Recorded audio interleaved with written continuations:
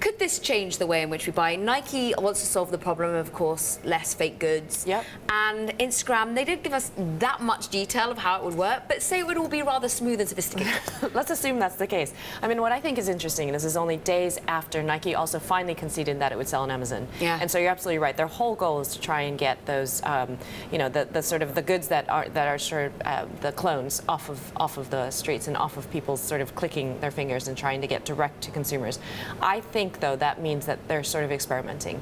And so I'm not sure, like you said, there's not much detail about how Nike's going to do this with Instagram. Haven't really seen a really clean technical or product integration within Instagram to do this. So I think they've really got a little bit of work to do, or it really just is a bit of an experimentation, which of course Instagram can afford to do, being part of Facebook. And we know a man who analyses Facebook, and James Chuckmark, where is the path for Instagram? Because we know that they've wanted to get into the e-commerce play. We know that they've wanted to start to see Instagram flourish from that perspective. And could Nike be the way to do it? Yeah, I mean, look, I can tell you, from talking with payments companies that, they are very bullish on the opportunities at Instagram, particularly. So, the guys powering this stuff. Like it. Who are the guys, therefore, to look out for who are going to be powering this? Because I know you look at PayPal. Yeah, PayPal is a prime example of a global payments company that partners with the best mobile assets in the world. So, that's a company that we're positive on. Funny that I'm neutral on Facebook, but ultimately, I do think that this is more about experimentation from what we're seeing, kind of a keep your friends close and your enemies closer, because these companies the FANGs do wield a lot of power. So in order to keep tabs on what's happening and just to make sure that they're staying relevant where the eyeballs are.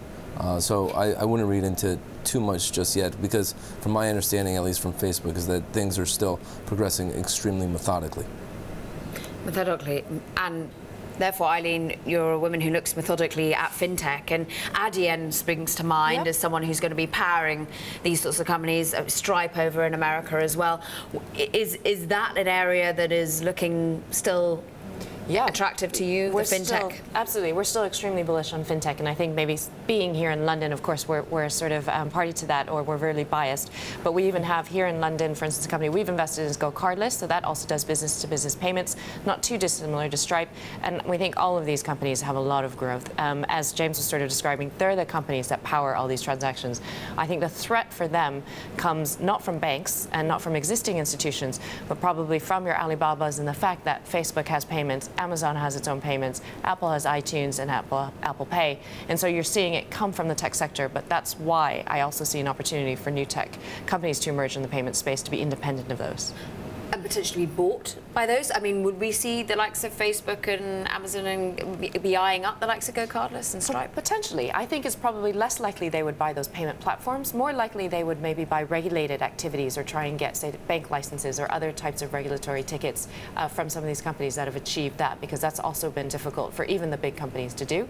But I do think buying up tech teams and buying up these payment platforms makes a lot of sense for companies that might not already have that. So maybe an ISP or a platform or a delivery service that doesn't already have its own and wants to reduce, its spend and its cost side. That's probably more likely.